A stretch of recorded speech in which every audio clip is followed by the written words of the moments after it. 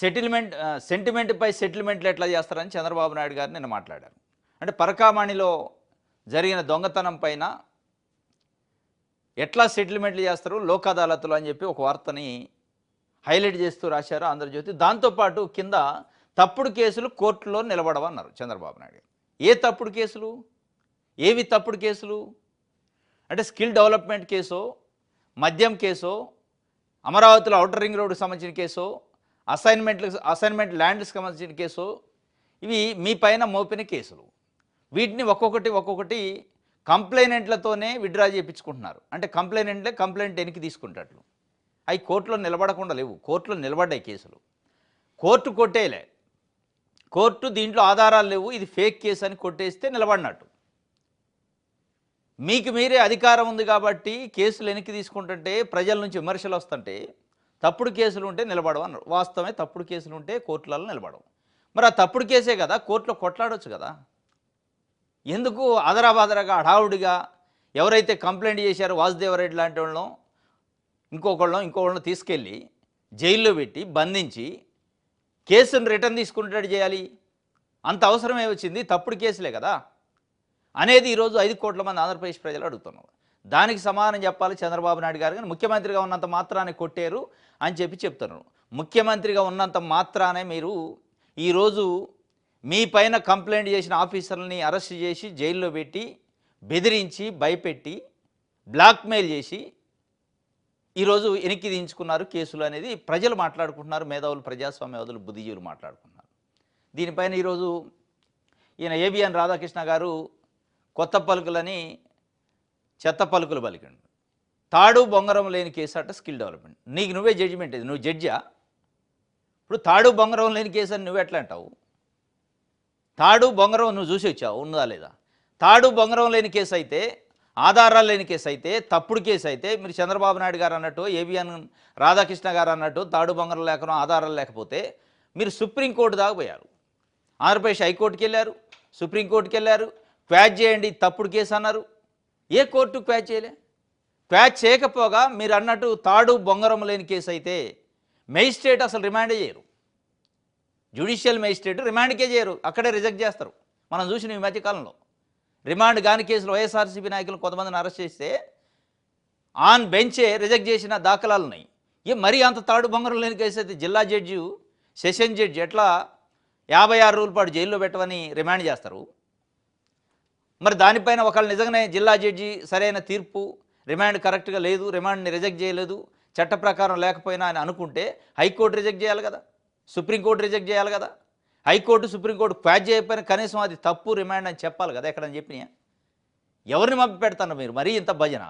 తాడు బొంగరం లేని కేసు అంటే ఏబిఎన్ రాధాకృష్ణ గారు అంటాడు. ఇంత వంచన చేయొద్దు, ప్రజల పక్షాన మాట్లాడాలి. కానీ పత్రికలు మరీ నాయకులు భజన, మరీ నాయకులకి ఆనందం పోసి మసాజ్ చేసినంత పని చేయొద్దు మీరు. ఎట్లా ఇది తాడు బొంగరం లేని కేసు? ఇది ఒకటి తప్పుడు కేసులు కోర్టులలో నిలబడవు. తప్పుడు కేసులు అయితే మీరు కోర్టులో కొట్లాడిన తర్వాత కొట్టేస్తే ఎస్ మీరు అన్నది తప్పుడు కేసులు అయితే నిలబడవు. మీరు తాడు బొంగరం లేదంటే తప్పుడు అంటాడు, మళ్ళీ అక్కడ దాకా పోరు, ఫైట్ చేయరు. డెడ్ ఎండ్ ఎక్కడ దాకా ఉందో అక్కడ దాకా అంతిమంగా దాన్ని పోరాటం చేయాలి కదా. లేదు అంటేనే దీంట్లో మీ డొల్లతనం, మీ దొంగతనం బయటపడదు. ఇందులో ఏదో ఉంది కాబట్టి భయపడతారు. నిజంగా ఫేస్ చేసి కొట్టేపించుకుంటే మీకు కడిగిన ముత్యం లెక్క ఉండేవాళ్ళు చంద్రబాబు నాయుడు గారు. ఇది ఒకటైతే ఈ పరకామణి కేసుకు సంబంధించి అతను రవికుమార్ అని అతను వీడియో ఒకటి రిలీజ్ చేసి 2 నిమిషాల 30 సెకండ్లో 50 సెకండ్లో నేను 2023లో తప్పు చేసిన మాట వస్తాం, తప్పు చేసినందుకు మా కుటుంబం నేను పశ్చాత్తాపడతాను. నాకున్న ఆస్తిలో 90%, నేను దొంగతనం చేసింది 72,000 అయితే 90% ఆస్తిని, ఎందుకంటే అఖిలాండ కోటి బ్రహ్మాండ నాయకుడికి సంబంధించి నేను చేసింది తప్పు అని నాకు నేనే పశ్చాత్తాపడి ఆ తప్పుకి శిక్షగా, పశ్చాత్తాపానికి శిక్షగా నా ఆస్తిని మొత్తానికి 90% శ్రీవారి టీటీడీకే ఇచ్చేసిన దాన్ని సెంటిమెంట్ పైన సెటిల్మెంట్లా అంటున్నారు చంద్రబాబు నాయుడు. ఎస్, ఆయన చేసింది 100కు 100% పరకామణిలో దొంగతనం చేస్తూ రూపాయి చేసిన, 70,000 చేసిన, 70 లక్షలు చేసిన తప్పే. ఆ తప్పును లోక్ అదాలత్లో సెటిల్ చేసుకున్నారు. అదొక భాగం.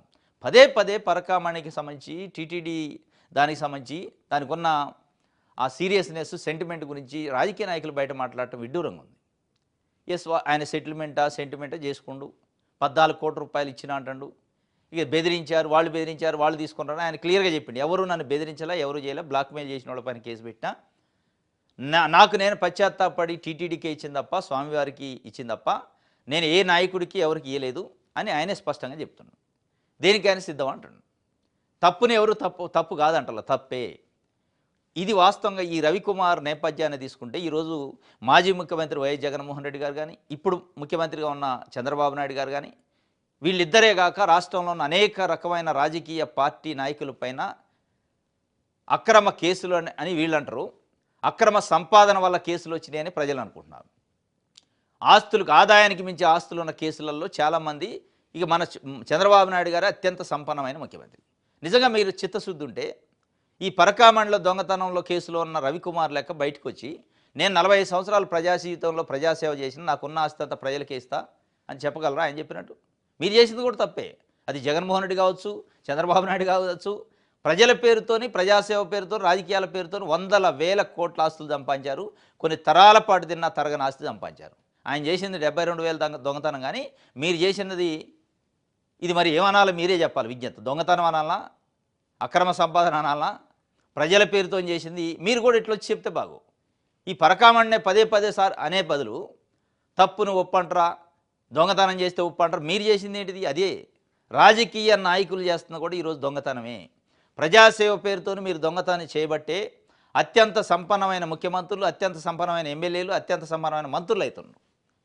ఎస్, మీరు డిక్లేర్ చేయండి రవికుమార్ లెక్క, మేము కూడా తప్పు చేసినాం, మీ పేరుతోని ఆస్తులు సంపాదించినాం కాబట్టి ప్రజలకే ఇచ్చేస్తాం, రాష్ట్రానికి ఇచ్చేస్తాం చెప్పండి. ఎవరికైనా దమ్ముందా? రవికుమారు సెంటిమెంట్ల పైన సెటిల్మెంట్ చేసినా ఏదో చేసిండు, మీకు ఆ సెంటిమెంట్ ఏమైనా ఉందా అంటున్నా.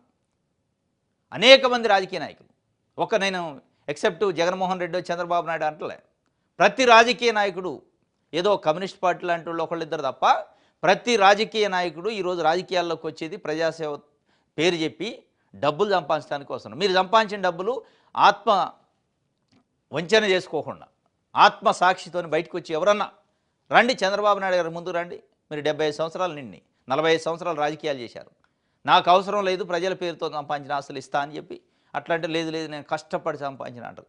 ఏడ కష్టపడిను, ఏడ ముందల అరకు దున్నారు, ఎక్కడ సిమెంట్ బస్తాలు మోసారు మీరు ఎప్పుడు నిత్యం ప్రజల్లో ఉండే, ప్రజా జీవితంలో ఉన్నాక ఇంక నువ్వు కష్టపడింది ఎప్పుడు, వ్యాపారం చేసింది ఎప్పుడు?